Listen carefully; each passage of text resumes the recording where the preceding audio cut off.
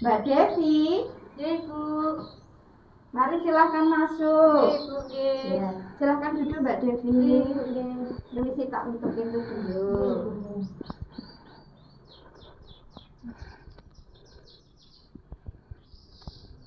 Ya, sebelumnya perkenalkan dulu, nama saya Eti Bidang Sri Mujidahayu yang akan membantu Anda saat ini.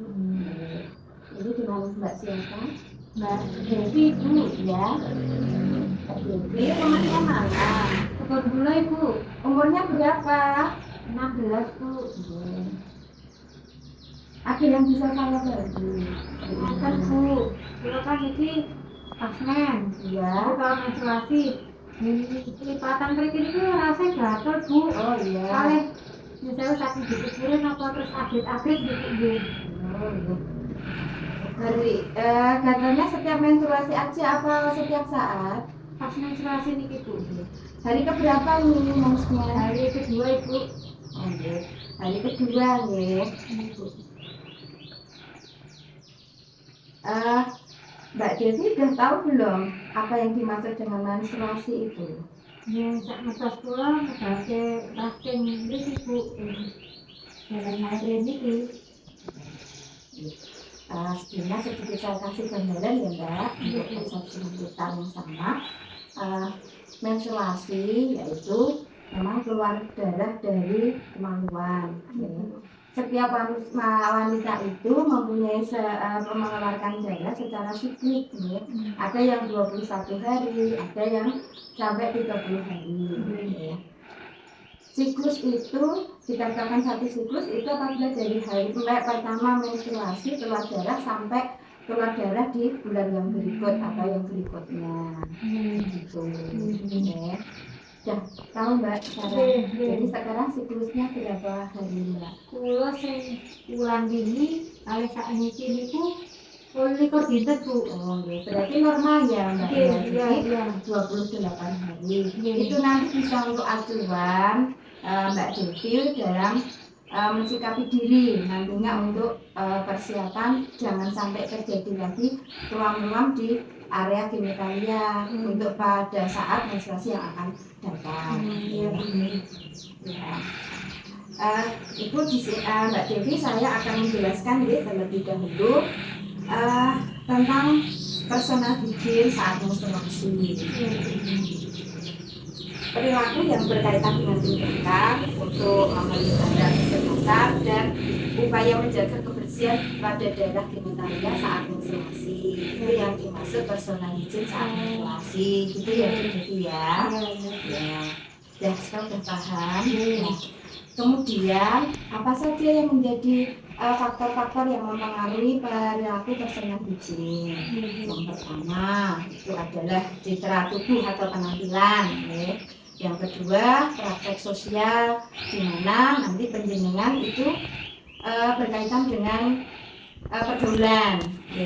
Kemudian tingkat ekonomi itu berkaitan dengan pemenuhan kebutuhan sehari-hari untuk peralatan kebersihannya.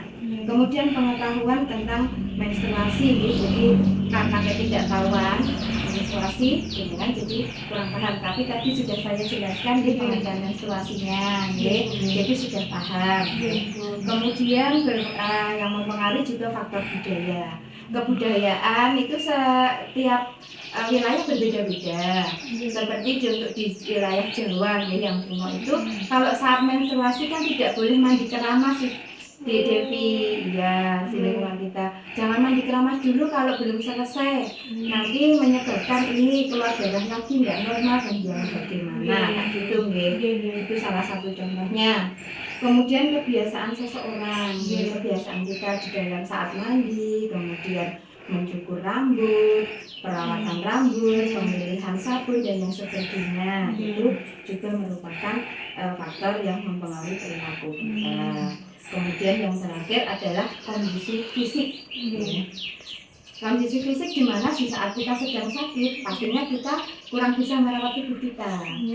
Jadi nanti Mbak Devi sudah paham ya untuk yang faktor-faktor yang mempengaruhi perilaku personal hygiene. Nggih. Yang untuk selanjutnya akan saya berikan yaitu pengetahuan tentang indikator yang mempengaruhi saat menstruasi. Yang pertama yaitu perawatan kulit wajah. Yang kedua yaitu kebersihan tubuh rambut, baik rambut kepala maupun rambut daerah genitalia. Kemudian yang ketiga kebersihan tubuh dan organ genitalia. Yang keempat yaitu kebersihan pakaian sehari-hari. Paham?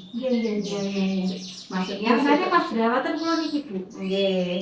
Ya, nanti saya terangkan ya Bu ya. Kita lanjutkan dulu yaitu indikator yang terakhir yaitu penggunaan pembalut. Jadi penggunaan pembalut itu harus kita lakukan secara rutin, minimal 4-5 kali dalam sehari. Dan penggunaan pembalut itu tidak boleh yang menggunakan parfum, kemudian bau-bauan yang bisa mempengaruhi pH. pH itu kelembapan daerah kelamin. Kalau Mbak Devi tadi mengatakan sekarang muncul jerawat, itu karena Mbak Devi mungkin di dalam merawat kulit wajahnya tidak kurang rutin.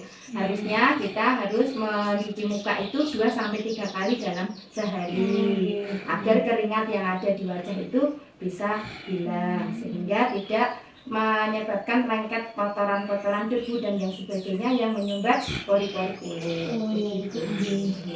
Sudah paham ya Mbak ya? Kita lanjutkan ya. Untuk tindakan-tindakan yang harus kita lakukan personal hygiene kita, jadi kita harus melakukan apa aja di dalam personal hygiene untuk diri kita. Yang pertama kita harus rutin mencuci muka 2-3 kali dalam sehari di saat menstruasi. Kemudian yang kedua merawat rambut dengan mencuci minimal 2 hari sekali atau 3 kali dalam 1 minggu. Kemudian mandi sehari 2 kali dengan sabun dan air bersih. Kemudian yang keempat memotong kuku dan membersihkan kuku. Yang kelima yaitu mencuci tangan sebelum dan sesudah kita gosok dengan air yang mengalir. Kemudian memberikan dan kemudian kita membersihkan genitalia yang secara benar. Jadi secara benar itu dari daerah kemaluan depan sampai ke daerah anus.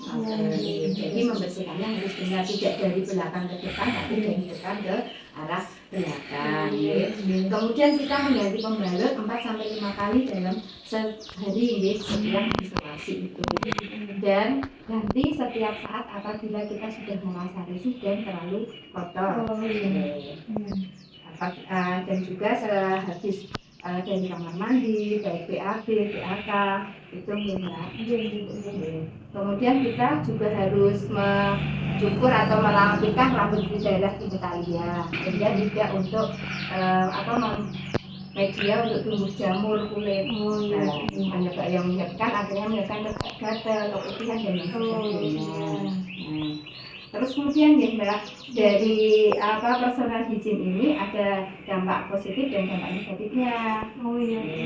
Untuk dampak yang fisiknya itu infeksi alat reproduksi bisa menyebabkan gangguan pada alat reproduksi kita dan bisa juga berakibat ke nantinya ke penyakit-penyakit seksual atau penyakit kelamin, bisa juga menyebabkan kanker dan lain sebagainya.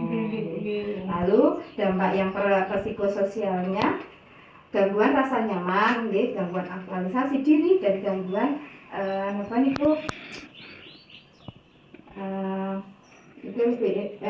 sosial kita. Contohnya kalau psikososial gangguan rasa nyaman, kita itu merasa tidak nyaman bergaul dengan lingkungan sekitar karena tubuh kita sangat berbau, daerah kemaluan kita menimbulkan menyengat dan sebagainya. Sudah paham? Terima kasih. Mungkin itu yang bisa saya sampaikan kepada Ibu Devi. Mudah-mudahan bisa dimengerti.